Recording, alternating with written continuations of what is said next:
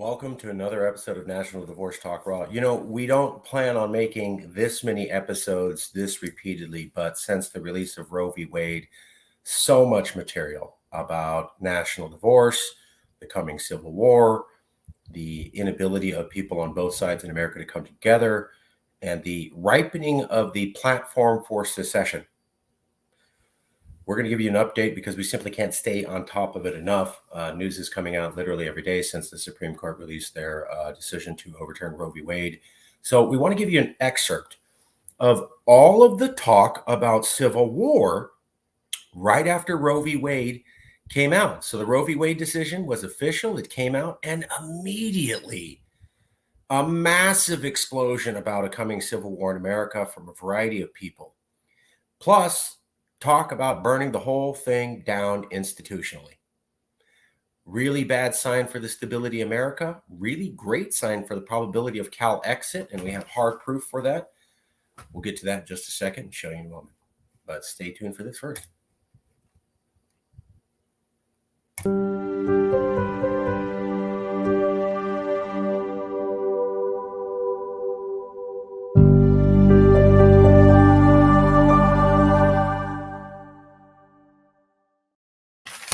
Well, thanks for joining us real quick. I got to make a point here. Tom Elias, not CFC article. We'll show you that in a second. Anyways, let's get right to it. Roe v. Wade came out, was overturned.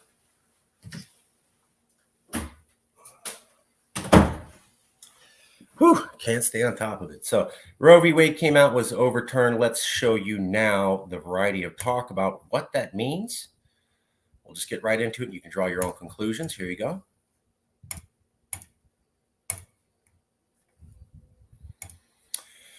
And now that the period is definitively over, a new battle begins. It reminds me of this country after the Civil War. Reference to the Civil War. That's from the Daily Times, or Delco Times. It's this article here. She's not alone. Kavanaugh and the new Fortune 500 Civil War in a post-Roe world by Puck News. This one is LX News. I think that's NBC or ABC. Roe v. Wade ruling will create a legal civil war between the states. Civil war.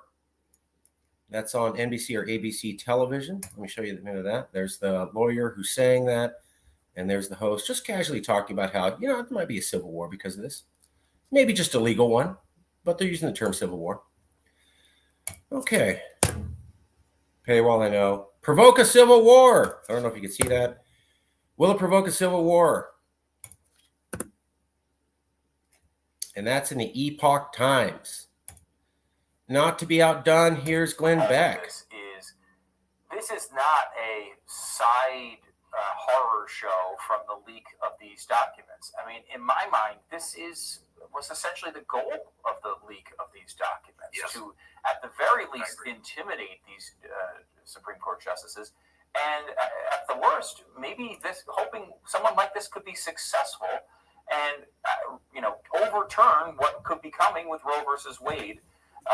What are your thoughts on that?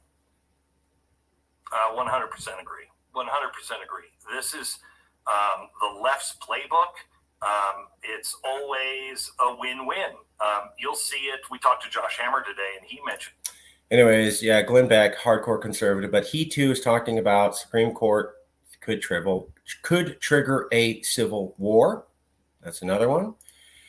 Here you go. NBC, ABC News, the same people that did this. That's the same symbol. Did another article. There's another war between the states. That's another way of calling the Civil War. If you go down south, they like it to be called the war between the states, not the Civil War, because they say nothing civil about it. NBC, ABC News, one of them, talking about there's another war between the states coming over abortion. That came out recently.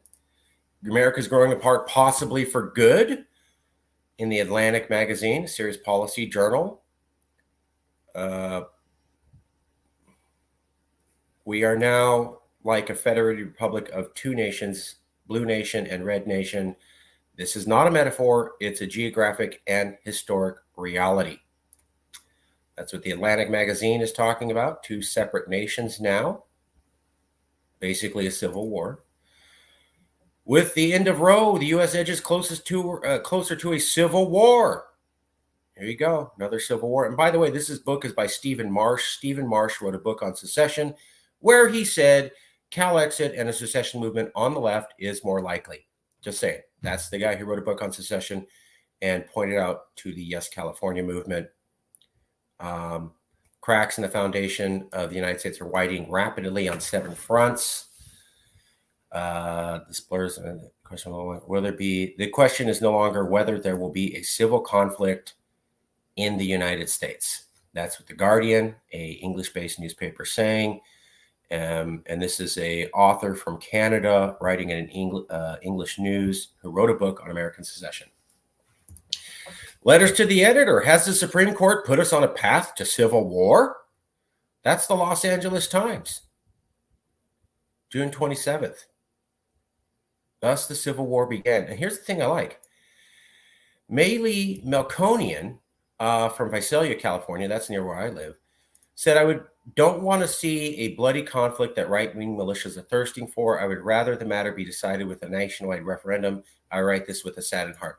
So what she's saying right there is that rather than civil war, she'd like to see a national divorce because it would be peaceful.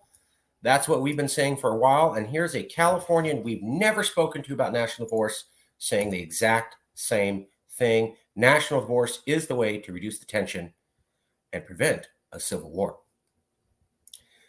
Finally, as we predicted, when the Supreme Court starts striking down laws related to California, Calexit will come back in. We showed you a lot of people on Twitter and Facebook who we have no association with in our movement talking about Calexit. Here's Tom Elias, who wrote the very first article about Calexit in 2013 about my book, California's Next Century. He does get it wrong. So California Freedom Coalition is gone. Yes, California is still here. CFC is gone. Yes, California is here. But we love Tom because he wrote the first article about how California could realistically be a nation, which is based upon my book in 2013, basically starting the Calexit movement. If there are ever causes that might spur the state and perhaps some of its neighbors to go it alone, the twin U.S. Supreme Court decisions this spring to cancel out laws like California's restrictions on carrying firearms and the federal right to female bodily privacy and thus abortion might do it. As we predicted, America starts to fall. People come to Calexit.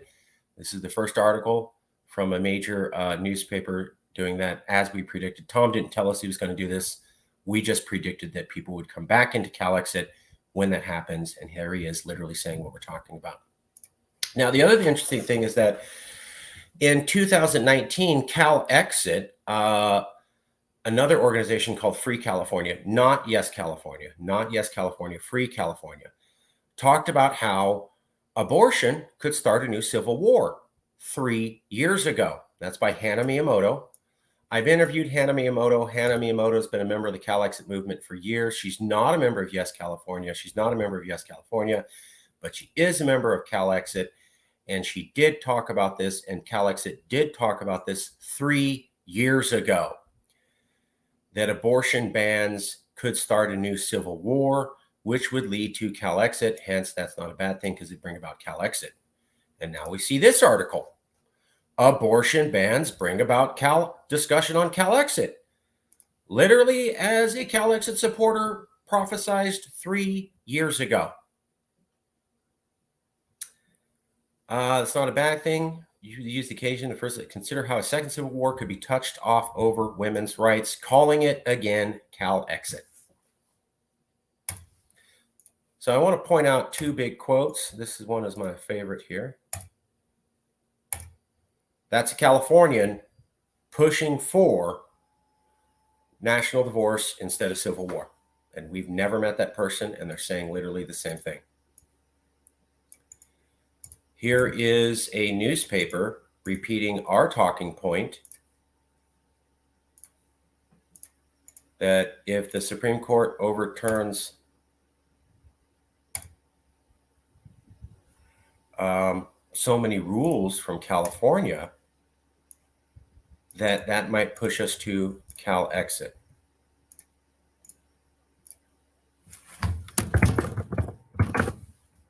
Oh,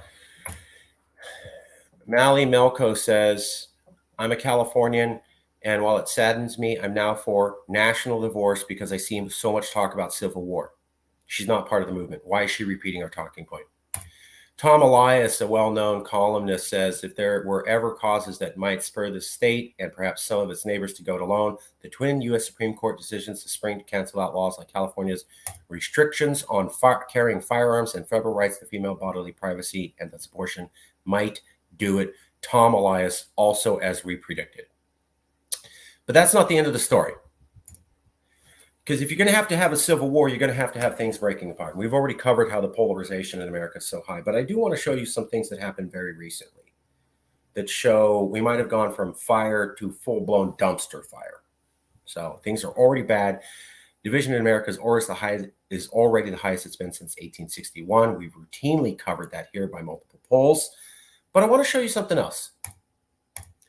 You know, civil wars happen when both sides stop being civil, when both sides stop participating, when both sides stop acting like they're part of a nation and following a common set of rules and laws. Whenever you look at civil wars, basically they broke up and both sides said, I don't see you as a fellow citizen. I don't believe you're entitled to the same rights as me, and I don't believe that our institutions have to protect your rights like they do mine.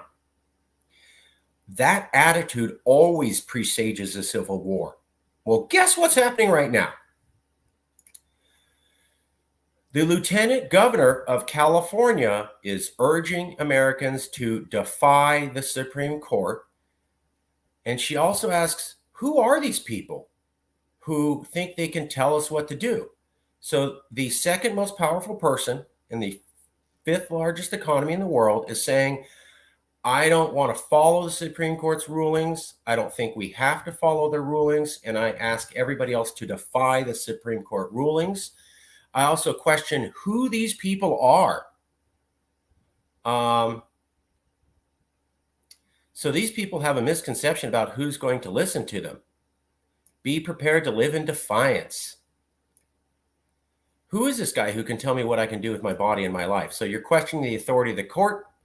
You're questioning the relevance of the court, and you're saying you're going to defy the court. That's defying an institution. Now, when someone called Donald Trump did literally the exact same thing, the news rightly criticized him because they said that's how you tear down the country when you tear down institutions. He spread mistrust of the election system. He spread mistrust of the FBI. He spread mistrust of U.S. intelligence agencies. He has attacked the courts, questioning their ability to rule and saying he doesn't have faith in them. So when you question the courts, I don't have faith in you, and you question the U.S. intelligence agencies, I don't have faith in you, and you question the FBI, I don't have faith in you, then you start to tear down the country because you tear down the institutions. So what does it say when the second highest ranking person in California talks like Donald Trump about institutions? So now we had someone on the right. Let's tear down all the institutions. Let's not believe in the institutions. Let's not follow them. That presages a civil war type attitude. And here's the second most powerful in California saying the same thing, to the point that liberal reporters on MSNBC were like, whoa, whoa, whoa, are you saying break the law? I mean, even they were shocked. Okay. Now, we also had people riot and attempt to storm the Capitol because they felt the elections didn't go their way. So we had hearings, massive hearings about how this is bad for democracy, that people storm a Capitol when things don't go their way. And right after we had these hearings and the left was criticizing the right, then the left themselves storms the Capitol in Arizona because things aren't going their way. Now, maybe you heard of the Palace of Justice siege. It was started by this man named Pablo Escobar. And when Pablo Escobar was around, he basically made Colombia a failed state. And it basically involved into civil war between the people that backed Pablo and the rest of the country. And it was only when Pablo started getting frustrated and bombing people too much did the population shift against him, and the government had enough power to take him down. But for a couple of years, you had a de facto civil war of Pablo and his supporters and money he could buy off, and everybody else in Colombia. And one of the things that you saw in that civil war when Colombia was a failed state was when people started to attack judges and question the authority of the courts. And so Pablo was really big when the judges were coming after him on getting the entire country to question the authority of the courts and question the authority of the judges. And that led people to not really have much faith in the judges. And that led to the Supreme Court of Colombia being stormed and half of their Supreme Court judges being killed, which further exacerbated the country into civil war. So when Donald Trump tears down the courts, the news rightly calls him out for destroying American democracy and making this country teetering on the brink of falling apart and being a failed state. But when the lieutenant governor of the world's fifth largest economy says the same thing and is not criticized by any liberals at all, well, the media doesn't cover that at all. But I got to tell you, covering foreign policy, that's also a bad sign. So you had people on the right distrusting institutions, saying don't follow them. And now you have people on the left saying don't follow and don't trust institutions. That collectively equals Colombia during the time that it was a failed state, and every other country that falls into civil war where people no longer respect the institutions or the rights and they apply to someone else. Secondly, you cannot storm capitals as a course of business because the elections don't go your way. That's what happened in Colombia, and that's also what happens routinely in Central African failed democracies. So, lots of talk about civil war within days of Roe v. Wade. Horrible sign.